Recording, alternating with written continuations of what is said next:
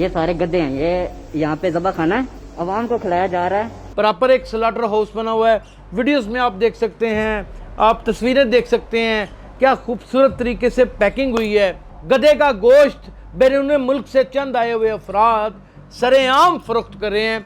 5 से 6 कनाल रकबे के ऊपर ये बना हुआ स्लॉटर हाउस और उसमें गधे बड़े बड़े थे मर्डों पे। हाज़रीन ये देखें, ये इनकी खाले हैं, हलाल का स्टैंप लगा के। और ये कि गोश्त जो होता है ना, गधे का गोश्त, वो बिल्कुल बकरे और बड़े के गोश्त यानी कि गाय के गोश्त के दरमियान का गोश्त होता है। ना पिंक होता है, ना बहुत ज़्यादा रेड होता है। उसकी शनाख्त करना नामुमकिन हो जाती है। उनकी छोटी छोटी बोटियां अगर बना ली जाएं तो आप कतन अंदाज़ा नहीं कर सकते कि ये बड़े का गोश्त है या ये छोटे का गोश्त है। कौन से शहरों में अंदरूनी और बैरूनी रास्तों को पार करता हुआ जाया करता था और किसी किस्म की कोई चेकिंग नहीं थी होती। दर हकीकत ये 11-12 हज़ार में ख़रीद किए जाते हैं। मुख्तलिफ एजेंट माफिया फिर इनको बड़े स्लॉटर हाउस में गैर कानूनी छुपे हुए स्लॉटर हाउसेस के अंदर पहुंचाती हैं कि जो आप टक खाते हैं उसमें जो गुर्दे और कपूरे होते हैं वो भी गधे के होते हैं। आप जानते हैं इस बात को कि ये किसी सूरत एक्सपोर्ट नहीं किया जा रहा। अगर गोश्त को एक्सपोर्ट करना हो तो सबसे पहले वो कंपनी जो है SCCP में रजिस्टर्ड होनी बड़ी ज़रूरी है, लेकिन वो कंपनी SCCP यानी कि नेशनल सिक्योरिटी एक्सचेंज में वो किसी भी सूरत रजिस्टर्ड नहीं है। यानी कि 400 गुना ज़्यादा प्रॉफिट। ये कितना बड़ा बिजनेस है। वाह ये गधे। नाज़रीन गिरामी, कबल आपसे गुजारिश है कि हमारे चैनल को सब्सक्राइब कर लें। मेरा नाम यासिर शमून खान है और आप देख रहे हैं डेली सोशल पाकिस्तान। दारुल हुकूमत पाकिस्तान का इस्लामाबाद है। इस्लामाबाद में तमाम तर हमारी हसास तरीन एजेंसियाँ भी बैठती हैं। SCCP का दफ्तर भी वहीं पे है, FBR का भी हेड ऑफिस वहीं पे है, और तमाम जितने बड़े वफाक के साथ जुड़े हुए इदारे हैं वहाँ पे यकसू हैं। लेकिन उनकी नाक के नीचे यानी कि उनके बिल्कुल सर के नीचे, उनके पाँव के नीचे गधे का गोश्त बैरून मुल्क से चंद आए हुए अफराद सरेआम फरोख्त कर रहे हैं। प्रॉपर एक स्लॉटर हाउस बना हुआ है। वीडियोस में आप देख सकते हैं, आप तस्वीरें देख सकते हैं, क्या खूबसूरत तरीके से पैकिंग हुई है। अब मैंने जब ये सारी चीज़ें देखी तो जाहिर है कि बड़ी तशवीश हुई कि हम मीट खाने के बड़े शौकीन लोग हैं और बड़ा शौक़ रखते हैं सारे पाकिस्तानी कि हम गोश्त खाएं। तो यहाँ पर गधे का गोश्त यहाँ पर बेचा जा रहा है या एक्सपोर्ट किया जा रहा है। तो नाज़रीन ये मैं बात आपको वाज़े कर दूँ कि ये किसी सूरत एक्सपोर्ट नहीं किया जा रहा। अगर गोश्त को एक्सपोर्ट करना हो तो सबसे पहले वो कंपनी जो है SCCP में रजिस्टर्ड होनी बड़ी ज़रूरी है, लेकिन वो कंपनी SCCP यानी कि नेशनल सिक्योरिटी एक्सचेंज में वो किसी भी सूरत रजिस्टर्ड नहीं है। फिर FBR में उसका प्रॉपर NTM नंबर होना बहुत ज़रूरी है, जो बिल्कुल भी नहीं है, कहीं दूर दराज नहीं है। कोई फूड अथॉरिटी ने उनको इजाज़त नहीं दे रखी, कोई हेल्थ केयर कमीशन ने उनको इजाज़त नहीं दे रखी, कोई फूड डिपार्टमेंट ने उनको NOC स्लॉटर हाउस बनाने का इजाज़त नहीं दे रखी। और तकरीबन 5 से 6 कनाल रकबे के ऊपर ये बना हुआ स्लॉटर हाउस और उसमें गधे। अब इनके हवाले से जो मैं आपके सामने इंकशाफत रखने जा रहा हूँ, मुझे बड़ा अफसोस है कि ये सुनने के बाद आपको क्या आनी शुरू हो जाएगी, वॉमिट होना शुरू हो जाएगी, आपकी तबीयत जो है वो मतलाना शुरू हो जाएगी। लेकिन क्या करें, इस तरह के वाक़े पहले भी बहुत दफ़ा हो चुके हैं। लाहौर में तो मैंने बाकायदा तौर पे एक कसाई को गधा ज़िबा करते हुए भी पकड़ा था और उसका प्रोग्राम भी किया था। वो आज भी यूट्यूब के ऊपर आपकी खिदमत में हाजिर खिदमत है। नाज़रीन सबसे पहले तो ये बता दूँ कि गोश्त जो होता है ना, गधे का गोश्त, वो बिल्कुल बकरे और बड़े के गोश्त यानी कि गाय के गोश्त के दरमियान का गोश्त होता है। ना पिंक होता है, ना बहुत ज़्यादा रेड होता है। उसकी शनाख्त करना नामुमकिन हो जाती है। गधे के गोश्त के कुछ हिस्सों की चर्बी जो है वो पीले रंग की होती है, जिससे ये ज़ाहिर किया जा सकता है कि ये किसी गाय का गोश्त है। और अक्सर व बेशतर हिस्सों की यानी कि उसकी पिछली थाई की, उसकी रिब्स की जो चर्बी है वो वाइट कलर की होती है, उससे साफ पता चलता है कि ये छोटा गोश्त है। उनकी छोटी छोटी बोटियां अगर बना ली जाएं तो आप कतई अंदाज़ा नहीं कर सकते कि ये बड़े का गोश्त है या ये छोटे का गोश्त है। और दूसरी जो सबसे बड़ी हैरत अंगेज़ बात यह है कि इसके अंदर जैसे छोटे के गोश्त की स्मेल होती है, बकरे के गोश्त की, या फिर किसी बड़े जानवर की, गाय की, भैंस के गोश्त की स्मेल होती है, बिल्कुल उससे मुशाबत रखने वाली ही स्मेल होती है। डाइजेस्टिव सिस्टम जब बकरे और गाय जैसा है, प्रेगनेंसी का सिस्टम जब बकरे और गाय जैसा है, तो इट मीन्स कि ये कदरे मुश्तरक एक दूसरे से इतनी चीज़ें, इनकी फिज़िकल फजीक और ये सारी चीज़ें मिलती हैं कि आप हिसाब नहीं लगा सकते। अब ये कारोबार लोग क्यों करते हैं ये भी हम आज के व्लॉग में बताएंगे। ये गोश्त कहाँ कहाँ डिस्ट्रीब्यूट होता था ये भी हम आज के व्लॉग में बताएंगे। और ये कौन से शहरों में अंदरूनी और बैरूनी रास्तों को पार करता हुआ जाया करता था और किसी किस्म की कोई चेकिंग नहीं थी होती, ये भी हम आज के व्लॉग में बताएंगे। नाज़रीन, सबसे पहले तो बताता चला जाऊं कि जो गधे हैं, लागर तरीन गधे, लागर से मुराद जिनकी खाल उतरना शुरू हो जाती है, जिनकी टांगों में रेशा पड़ जाता है, जिनको एक सुंगक नाम की बीमारी घुटनों में हो जाती है, जिसे आर्थराइटिस हमारी ज़बान में कहा जाता है, जो गधा वज़न नहीं उठा सकता, जो गधा या गधी एक प्रॉपर जिसे सेक्स कहते हैं वो नहीं कर सकते, उसको लागर गधा कहा जाता है। और ये गांव देहातों में मुख्तलिफ जगहों पे इलाज मुआवजा ना होने की सूरत में पेट के अमराज में मुब्तला वो गधे होते हैं कि जिनको अफारा नामी बीमारी होती है, जिनको हमारे यहाँ उसे गैस्ट्रो कहते हैं। एक गैस्ट्रो हो जाती है, बाकायदा डॉक्टर सुआ मारते हैं पेट के ऊपर, ये उनका इलाज होता है। और जो साइकिल की ट्यूब होती है उसका जो मेन वाल होता है वो फंसा देते हैं, और जैसे साइकिल में से हवा निकलती है वैसे हवा निकलती है। ये टोटल उनका इलाज होता है। एक गंडा उनको कूट कर खिलाया जाता है, उसमें कुछ मिर्चें डाली जाती हैं, सरसों का तेल डाल दिया जाता है, एक भोपू में डालकर ऐसे अंदर उंडेल दिया जाता है। ये इनकी मेडिसिन हुआ करती है। और वहाँ पर भी जितने वेटनरी डॉक्टर होते हैं वो तमाम के तमाम अताई डॉक्टर होते हैं। साबित हो गया कि एक सेहतमंद गधा और एक लागर गधे में हमने फ़र्क निकाल के आपकी खिदमत में पेश कर दिया। और ये क्यों किया इसको भी समझने की कोशिश कीजिएगा। नाज़रीन, आप जानते हैं कि जो तगड़ा एक ऐसा गधा जो वज़न खींच सकता है, जो एक मंजिल से दूसरी जगह पर सामान लाद कर अपना ले जा सकता है, जो छोटी मोटी चट्टानी रास्तों के ऊपर भी चढ़ सकता है, वो गधा कितने का आता है? लोग इसका कारोबार क्यों करते हैं? अब इस यहाँ पे इंटरेस्ट लेवल आपको मिलता जुलता नज़र आ जाएगा। वो गधा 60 से 1 लाख रुपए के दरमियान आता है, 60,000 से 1 लाख रुपए के दरमियान।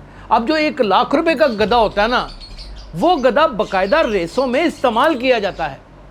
वो ये आम गधा नहीं होता, उसकी बड़ी निगहदाश्त की जाती है, उसकी काट जांट की जाती है, उसके बाल तराशे जाते हैं, उसकी सुमें नहीं लगाई जाती हैं हर दूसरे तीसरे रोज़, और बाकायदा इसका एक टांगा होता है रेसों का, और ये भी गैर कानूनी रेस उनके ऊपर बाकायदा तौर पे लगाई जाती है। और ये पंजाब पुलिस की नाक के नीचे लगाई जाती है, ये मेरी गारंटी है। मुकर जाएं, कसूर में लगाई जाती है, पत्तोकी में लगाई जाती है, तमाम मुल्का रिंग रोड्स के ऊपर लगाई जाती है, और ये लगाई जाती है। वो 1 लाख रुपए का गधा होता है। वगर ना कोई सेहतमंद गधा जो रेडी के ऊपर कूड़ा या गार्बेज कलेक्टर वगैरह उठा कर ले जाते हैं, ये वही सेहतमंद गधे होते हैं जो एक वक्त में लागर हो जाते हैं कि कूड़ा करकट गंदगियाँ, लोगों के मेंसेस के पैड, उनकी मुख्तलिफ किस्म की चीज़ें, पैम्पर्स और पता नहीं क्या कुछ उसके ऊपर होता है, और उसके पार्टिकल्स उस गधे को खा जाते हैं, उसकी स्किन को खा जाते हैं। वो गधे औने पौने रेट के ऊपर 19,000, 18,000, 15,000, 21,000, हद से ज़्यादा रेट लगा लिया जाए तो 22,000 रुपये में ख़रीद कर लिए जाते हैं। दर हकीकत ये 11-12 हज़ार में ख़रीद किए जाते हैं। मुख्तलिफ एजेंट माफिया फिर इनको बड़े स्लाटर हाउस में गैर कानूनी छुपे हुए स्लाटर हाउसेस के अंदर पहुंचाती हैं। दर हकीकत ये 11,000 से डील शुरू होती है। मुख्तलिफ मुकाम के ऊपर मुख्तलिफ एजेंट और मुख्तलिफ मिडल मैन बीच में पढ़कर एक जगह से दूसरी जगह, दूसरी जगह से तीसरी जगह, तीसरी जगह से चौथी जगह बाकायदा तौर के ऊपर मस्दे और शाहजोर डालों में इनकी तरसील करते हैं। मुख्तलिफ शहरों के अंदर मंडियाँ तक सचती हैं वहाँ पर, और सबको पता होता है कि बिल आखिर इन गधों ने कट जाना है। इनके जिस्म के अंदर कीड़े रेंग रहे होते हैं और तगड़े जो सेहतमंद जो भारी भरकम सामान उठाने की सकत और ताकत रखते हैं गधे, वो भी एक वक्त में बूढ़े हो जाते हैं और उनको लोग इसी तरह बेच देते हैं और वो आप और हम तर्न वाला समझ के कभी निहारी की शक्ल में उसको खाते हैं, नोश फरमाते हैं, तवावम फरमाते हैं। कभी हम वो जिसे कहते हैं ना कि roasted ribs, oh my god, ribs, वो रिप्स जो है ना वो गधों की रिप्स ही होती हैं, आपको पता है। और बहुत सारी जगहों के ऊपर तो मैं आपको हैरान और परेशान कर दूं, ये मुझे ज़रा बताते हैं कि जो आप टक खाते हैं उसमें जो गुर्दे और कपूरे होते हैं वो भी गधे के होते हैं। आप जानते हैं इस बात को? आप जानते हैं इस बात को? क्या क्या बताऊं? आप ये जो हॉट डॉग्स खाते हैं, इनकी जो आंत होती है जो इस्तेमाल की जाती है वो गधे की होती है मोस्टली। वो क्यों गधे की होती है और कैसे होती है, मैं कोई झूठ नहीं बोल रहा, अब मैं सच साबित करने लगा हूं। आपका बड़े का गोश्त 900 रुपए से लेकर के गाय या भैंस का गोश्त 1200 रुपए तक किलो का बिकता है, जिसमें हड्डी होने का तनासुब और हड्डी ना होने का तनासुब शुमार होता है। और आपका छोटा गोश्त जो है वो कमोबेश भी एतवार बाजारों में सब्सिडी देने के बावजूद भी लागर तरीन बकरों का भी बेचा जाए तो वो 1800 रुपये से लेकर 3300 रुपये तक का किलो होता है। उसमें बकरे की कैफियत क्या है? वो आप पुठ का गोश्त ले रहे हैं, आप रिब्स का गोश्त ले रहे हैं, आप गर्दन का ले रहे हैं, आप कीमा रान का ले रहे हैं, आप पल्लों का ले रहे हैं। इस हिसाब से उसकी कीमत को राइज किया जाता है और वो बाज़ारों में बड़े बड़े स्टोर्स के अंदर बिक रहा होता है। अब थोड़ी देर के लिए एक लागर गधे को सामने रख लीजिए और उसका गोश्त का एक हिस्सा या चंद पार्ट बड़े के गोश्त के साथ मुशाबत रखते हैं और अक्सर बेशतर हिस्से जो हैं उसकी गर्दन होगी, जैसे उसकी रिब्स हो गई, जैसे उसकी अगली थाइज हो गई, ये सारी चीज़ें जो हैं वो छोटे के गोश्त के साथ मुशाबत रखती हैं। अब नाजरीन, यहाँ पर हमारी बात टोटल सच्ची होने के लिए जा रही है और आपके मुंह से वॉमिटिंग भी होनी शुरू हो जाएगी, आपका दिल भी मतलाना शुरू हो जाएगा कि ये वाकई हो रहा है। दिल थाम के सुनिएगा। गधा लिया 20,000 रुपये का, उस गधे में से सारा सामान साफ़ करने के बाद सॉलिड गोश्त जो निकला वो तकरीबन 3 मन निकला। एक मन 40 किलो का है, 40 और 40 80, 80 और 40 120 किलो। अब चले इसी गधे को आप 20,000 का लागत लगा के देख लें। अब 20,000 को 120 किलो के साथ तकसीम करके देखें तो 350, 400, 425 रुपये की तनासब से ये गोश्त पड़ता है। और जब ये गोश्त बड़े बड़े मार्ट के ऊपर, बड़े बड़े रेस्टोरेंट्स के ऊपर, बड़े बड़े शॉपिंग प्लाजों में, बड़ी बड़ी गोश्त की दुकानों के ऊपर, जिसको 350 का, 400 का, हद 500 का भी पड़ा, अगर वो 1500 रुपये किलो भी बेच देता है तो ये कितना बड़ा बिजनेस है। यानी कि 400 गुना ज्यादा प्रॉफिट। ये कितना बड़ा बिजनेस है। और ये भी मैंने आपको बता दिया कि ये स्लॉटर हाउस ना तो SSCP यानी कि नेशनल सिक्योरिटी एक्सचेंज कमीशन से अप्रूव हुआ है, ना इसका कोई ट्रेडमार्क है और ना ही इसका यूनिवर्स मार्क है, ना ही ये FBR में दर्ज है कि इसका कोई टैक्स जमा होता हो, ना ही इसे फूड अथॉरिटी देखती है और ना ही फूड डिपार्टमेंट ने कोई स्लॉटर हाउस की इजाज़त दे रखी है। नाज़रीन वहाँ पर कोई डॉक्टर नहीं था, वहाँ पर लागर तरीन 50 गधे जिंदा मौजूद थे और सैकड़ों गधों की वहाँ पर खलड़ियाँ, जिसे चमड़ी कहते हैं, जिसे खाल कहते हैं, वो वहाँ पर बिखरी पड़ी थी और कुछ के तो बाकायदा तौर पे मुकम्मल सिरियाँ भी वहाँ पर मौजूद थी। ये इस्लामाबाद जहाँ पर तमाम तर ताकतवर धड़े सर जोड़ के बैठे होते हैं, तमाम तर सियासी जमातें और उनके तमाम तर लीडरान और तमाम तर उनके सेफ हाउस, रेस्ट हाउस, हर तरह के कीमती तरीन बड़े बड़े बंगले और फिर और भी बहुत सारी चीज़ें जिनका व्लॉग में जिक्र नहीं किया जा सकता बैठी होती हैं।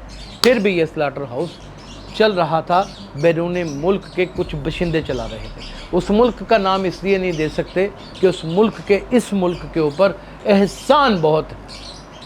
अब मुझे किसी ने कमेंट सेक्शन में कहा कि यासिर साहब, कमेंट सेक्शन में भी क्या बल्कि मैसेंजर में कहा कि यासिर साहब हमारा मुकद्दर ये है, हम गधे हैं तो गधों को गधे ही खिलाने चाहिए। मुझे उनकी बात सुन के बड़ा अफसोस हुआ और अपनी सितम ज़रीफ़ी के ऊपर रोना भी आया कि अगर मैं इसकी बात की नफ़ी करूं तो किस तरह करूं, और इसका अगर हम ख्याल बन जाऊं तो उसमें भी तो एक इंसान की तज़लील है। हम आए दिन हार्ट अटैक से मस्जिद में खड़े हुए नौजवान क्यों मर रहे हैं? ये जो शनवारी कढ़ाइयाँ आप खाते हैं, ये बहुत सारी जो लोकल शनवारी कढ़ाइयाँ ना, जो नाम नेहाद, जोसल की मैं बात नहीं कर रहा, इलियास दुम्बे वाली शनवारी कढ़ाई की बात नहीं कर रहा, जो बहुत बहुत मुख्तलिफ़ जगहों पे फ्रेंचाइजीज़ की सूरत में बनी हुई हैं। यही गधे मुख्तलिफ़ शहरों से बाकायदा तौर पे पीसेस की शक्ल में आते हैं। ये दरबारों के पास लगी हुई जितनी निहारियाँ होती हैं वहाँ पे गधे ही फ़रोख्त होते हैं। ये हीरा मंडियाँ और बाज़ार हुस्न के बाहर जितने भी खाने लगे होते हैं, आपको मैं अफसोस के साथ बता दूं कि वहाँ पे बाकायदा तौर पे छोटे गोश्त के नाम के ऊपर गो जो होती है ना, जिसे गो कहते हैं, उसका गोश्त भी तकसीम किया जाता है, उसका गोश्त भी लोगों को खिलाया जाता है। और यह आपको अक्सर व बेशतर कूड़ेदानों में, क्रिकेटों में, इस तरह की चीज़ों में आपको मिल जाते हैं। मेरा दिल सदमे से दो चार है ये हक़ाइक़ बताते हुए। हम इतना बड़ा चोर कौन सी सफ़ों में तलाश करें? खिलाने वाला चोर है, खाने वाला चोर है, बेचने वाला चोर है, अंदरूनी बैरूनी रास्तों से इन गोश्तों को पार करवाने वाला चोर है, या फिर हम सारे चोर हैं? किसके ऊपर मुकदमा करेंगे? किसके ऊपर जरा होगी? इसकी मिसल मुकदमा में खाना नंबर 1 में कौन चालान होगा और खाना नंबर 2 में कौन चालान होगा? और जो चालान कर रहा होगा वो खुद भी खा रहा होगा, और जो इसका केस वकील लड़ रहा होगा उसने भी ज़िंदगी में खाया होगा। और बहुत अफसोस के साथ ये कहना पड़ रहा है कि जो फैसला सुनाएगा उसने भी खाया होगा। यानी कि हमारे मुल्क में सिर्फ़ और सिर्फ धोखा, लूट, एक मक्कारी, चलाकी, अयारी और 2 नंबरी का बाजार करम। और ये अब यहाँ तक आ चुका है कि किसी शख्स को मालूम भी नहीं और उसको जहर खिला दिया जाता है। अरे इन लोगों से बेहतर तो ये कमेटी के वो लोग हैं जो कुत्ते को बताकर कुचला खिलाते हैं और वहीं पर अपनी जान दे देता है। अपना बहुत ख्याल रखिएगा। अल्लाह हाफ़िज़।